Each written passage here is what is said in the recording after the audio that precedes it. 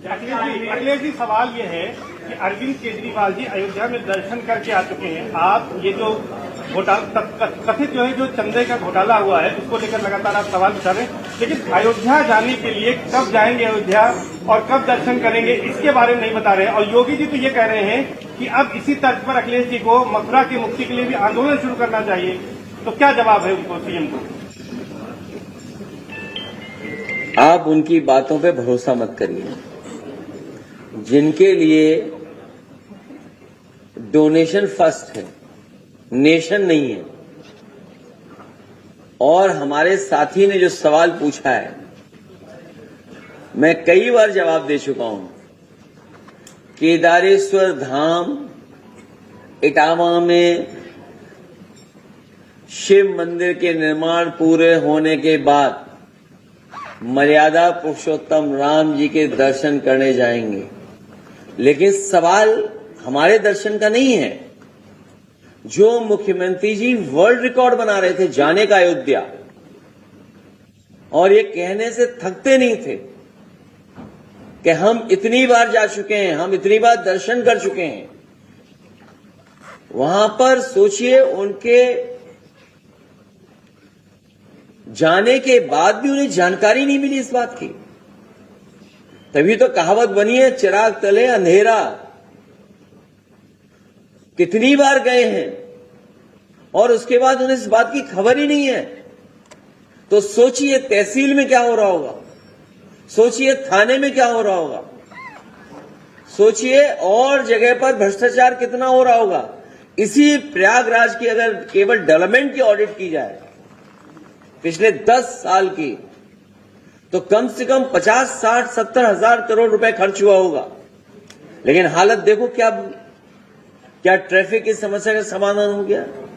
क्या बिजली की व्यवस्था का समाधान हो गया? क्या इलाज की व्यवस्था का समाधान हो गया? क्या आपकी जो एम्बुलेंस है वो समय पर आने लगी? क्या डायल 100 जो पुलिस को व्यवस्था दी थी, क्या और स्ट्रेंथन हो गई? क्या मुझे याद है कि डायल 100 में सभी इमरजेंसी सर्विसेज जानी थी। केवल पुलिस नहीं, फायर और मेडिकल सर्विस के लिए भी वही नंबर होता। लेकिन इस सरकार ने एक कदम भी आगे नहीं बढ़ाया।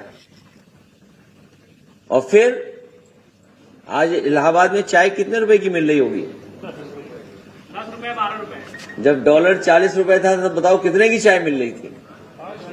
4 रुपए। और ये मैं समझता हूं 10 रुपए वाली जो चाय होगी तो कुल्लड़ छोटा होगा।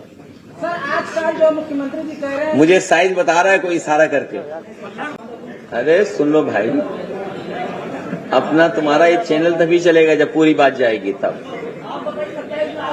चोर चोर सौतेले भाई, जिन्होंने चुराई राम की पाई।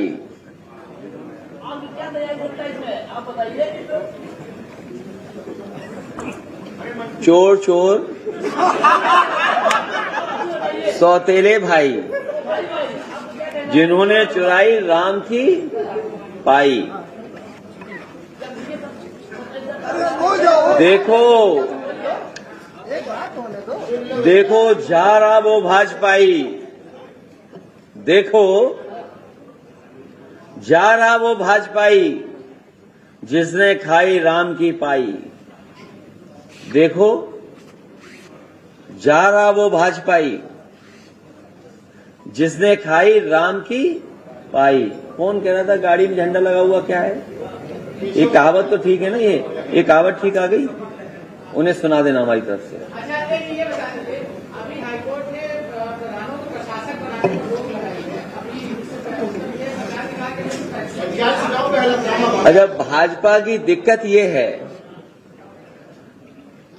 भाजपा को न चंदा मिलेगा, न दान, न वोट।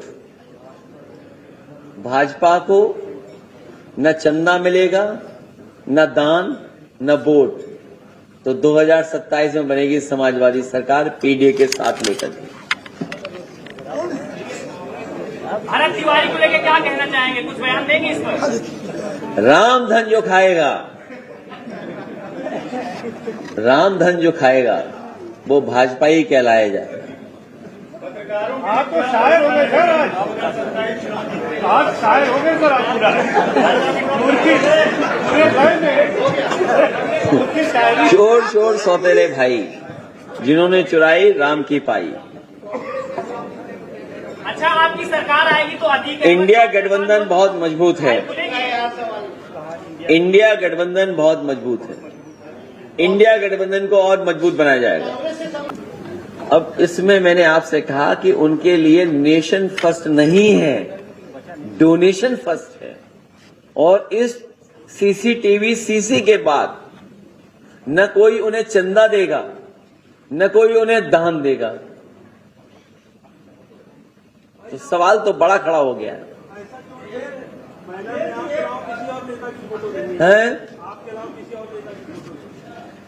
इसलिए कि फोटो के लिए लड़ाई हो जाती है। आपको क्या चिंता है? हम अपने सब फोटो भेज देंगे आपको। इनका व्हाट्सएप दीजिए, हमारी पार्टी के सभी नेताओं की फोटो इनको भेजी जाए। जितनों के साथ मेरी फोटो भेजती है वो भी इनके व्हाट्सएप पे भेजी जाए हर दिन। अच्छा, ऑपरेशन सिंदूर में शहीदों का नाम सामने आया है। ऑपरेशन सिंदूर में इस पर क्या कहेंगे आप? भारतीय जनता पार्टी के लोग गुमराह करते हैं लोगों को। भारतीय जनता पार्टी के लोग झूठ बोलते हैं और कभी भी सच्चाई को सामने नहीं आने देना चाहते। जितना हम और आप लोग सच्चाई जानेंगे, और मैं तो अपने पत्रकार साथियों से कहूंगा कि जितना आप लोग जनता के बीच में सच्चाई लेके जाएंगे, उतना ही हमारा लोकतंत्र मजबूत होगा।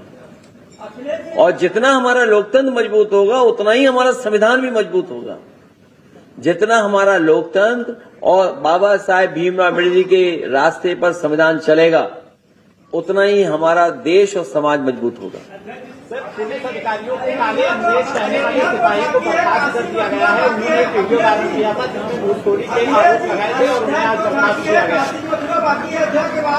अब कृष्ण नगरी में भी चोरी हो गई है। वहाँ पे दिनेश शर्मा फुलहारी ने एक आरोप लगाया कि वहाँ भी चोरी हो रही है। अब मुख्यमंत्री से खून से पत्र भी लिखा था। असली संतों का कोई नहीं सुन रहा है। असली संतों को अपनी बात नकली संत तक पहुंचाने में बहुत समय लगेगा। इसीलिए मैंने कहा कि इनके शब्दकोश में न धर्म है न शर्म है। बीजेपी और केंद्र में बीजेपी की कहानी सामने आती थी, कई बार आपने भी उसको क्या है इसका? अब आप पे सवाल खत्म हो गए।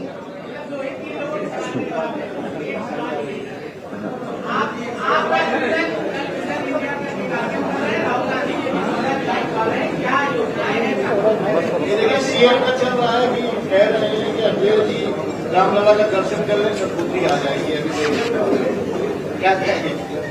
और आपका जो दर्शन कर लेता है सुबह से, उसका क्या होता है? सर, पुलिस अधिकारियों को काले अंग्रेज कहने वाले सिपाही को बर्खास्त किया गया है। उन्होंने वीडियो वायरल करके आरोप लगाए थे कि घूसखोरी के लिए दबाव बनाया जाता है। देखिए, भगवान सबके हैं। भगवान सबके हैं। भगवान हमारे आपके सबके हैं। जो मंदिर है वो हम सबका, आपका, सबका है। प्रभु श्री राम सबके हैं। जिसकी श्रद्धा है, जिसके मन में है, और कब प्रभु बुला लें, कब भगवान श्री राम बुला लें। डबल इंजन सरकार की टंकी भ्रष्टाचार की बहुत डबल है।